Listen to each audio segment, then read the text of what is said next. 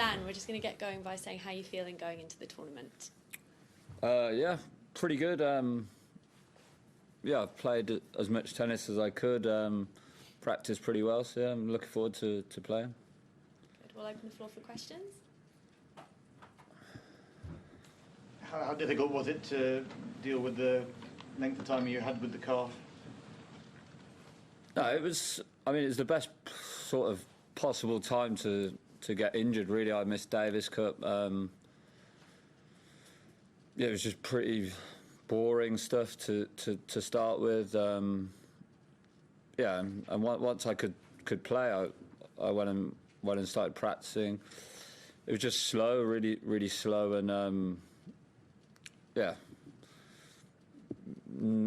pretty boring, basic exercises to get back up and be really cautious with it, because you know all the doctors and physios had said to do it again is not what you want, and it was part of my tendon as well, which is pretty important, and that was the main thing.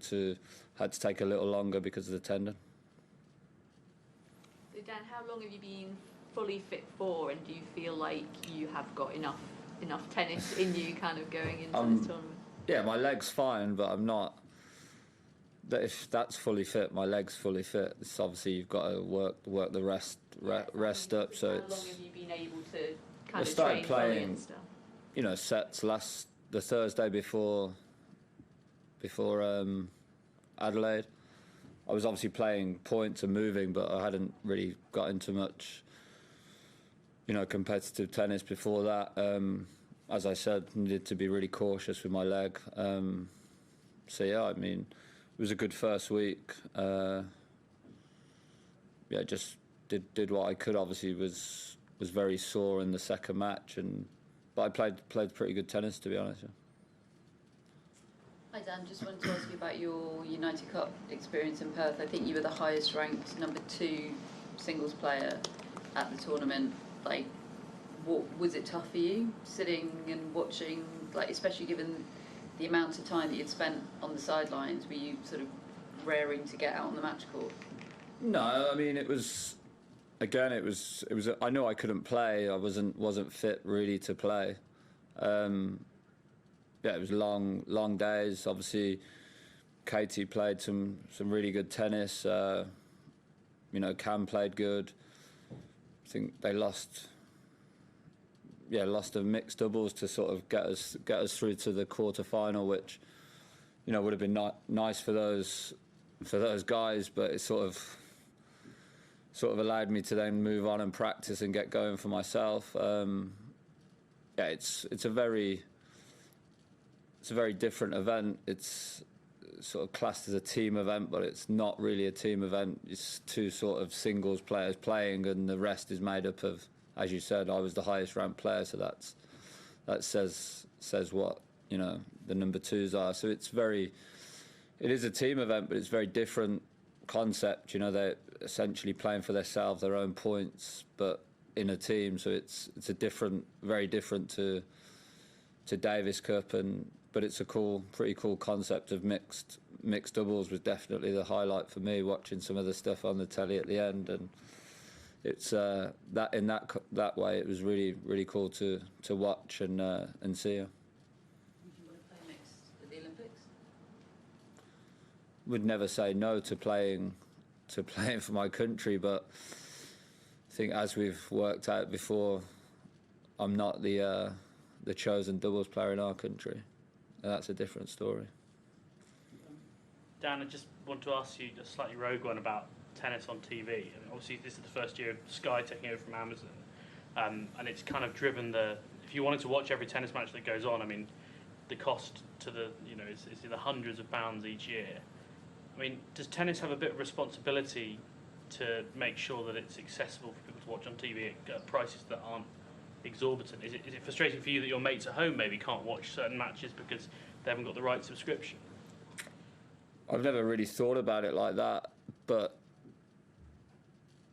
yeah, I mean, I only thought about it as it's a good thing that it was back on Sky, because for people like myself who's not great with smart TV and computers. I just want to use the remote and press 401 or 404, or what if you're on Virgin 501 or whatever. I don't know. I grew up watching it on Sky. When Greg was in the final, it was always on Sky. I've only heard, I'm not just saying this, people were positive to me about it being on Sky, and it was way easier to watch. You can put it on in pubs, clubs, wherever. I don't know. Maybe they do. To be honest, I didn't think about it like that. I don't really know. I thought it was a good thing, but maybe it isn't. Yeah, I guess. I don't. Yeah. Right, we're into the off-piste section now. So, are you inspired by Aston Villa this season? Are you ready to go on a similar run of form this season? I mean, they've obviously done very well. Take it match by match, I guess. I have to see how things go here.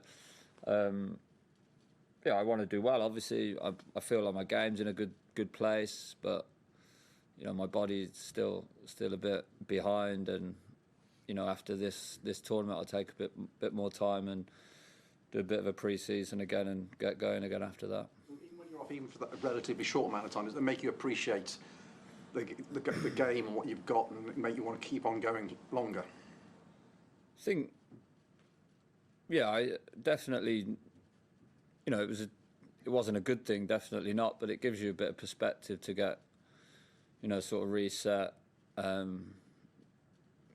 You can do that in other ways, but I think tennis, how the calendar is, you don't really get a chance to think much about,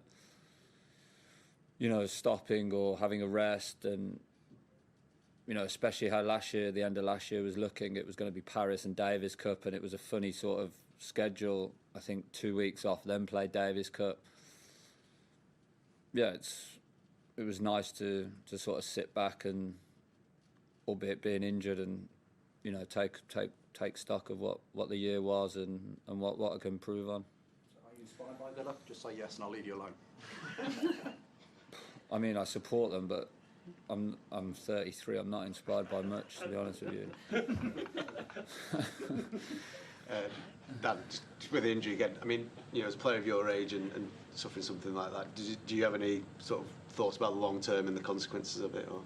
No, not really. The amount of people who said it's an old person's injury, pulling a calf, is astonishing. No, I mean, I was confident that I look after my body well enough that it was, sort of something happened which I obviously hadn't looked after and which I didn't know about, and then, I've put the things in place now to make sure, that part of my body isn't, sort of out of kilter or out of sync. So I'm not really worried that it's going to affect me again. I put in the time, the effort, and as I said, I was really cautious about coming back. I did all the right, things I needed to do, the procedures and injections and whatnot, and I don't think getting older was to do with me getting injured at all. It was just, there was some other stuff in my body which wasn't quite right, and that probably caused it. We're going to have our last few questions now, so I'm coming to the front. Dan, I have a tennis question for you. When you're returning serve, when you're watching the player, do you ever try to see if they're looking where they're going to serve? Because people do it. It still happens, even some pros. I don't know. It's funny you ask that, because where the court is now, with the shot clock, I look into where the shot clock is to see what number I am. And I was thinking that the other day, because you're obviously on the juice looking into the wide serve. I don't look at them, no. I sort of look at other parts of, maybe I should. Dan, Andy's been talking about trying to make himself enjoy tennis a bit more and be a bit nicer to himself. How long did that take? How do you make sure that you still enjoy tennis on the court? I mean, because you're someone who does chunter and sometimes isn't very nice to yourself. How do you make sure you're still enjoying it? No, I enjoy it all the time, really, to be honest with you. To be out on the tour and getting to compete's, the best part about it, I think. you know, we get to practice enough because we lose nearly every week. No, it's important to look back, like I said before, and you know, it's pretty cool to be out here competing in Melbourne, good city, and the majority of the time I think I enjoy it and have the right mix. You know, obviously sometimes it's not the best sport in the world to you, and you're not the easiest on yourself, but I think we do, well, majority do a pretty good job, I think. Final question at the front. Sorry, we've just got time for one more. Would you welcome a crack at Carlos Alcaraz in the second round, and not to look past your first round, or do you feel like, I don't know, is it a bit early maybe for that? Definitely can win my first round. Just, you know, it's how my body holds up and how it will recover. It was sore last week, and I just haven't had as much practice and training as I would really like to be coming into. But you can have as much practice as you like if you're playing Alcaraz. It doesn't mean you're going to win anyway. So we'll see if Sonego's, see my focus and see how I pull up if I get to win that match. Thanks, everyone. That's all we've got time for today.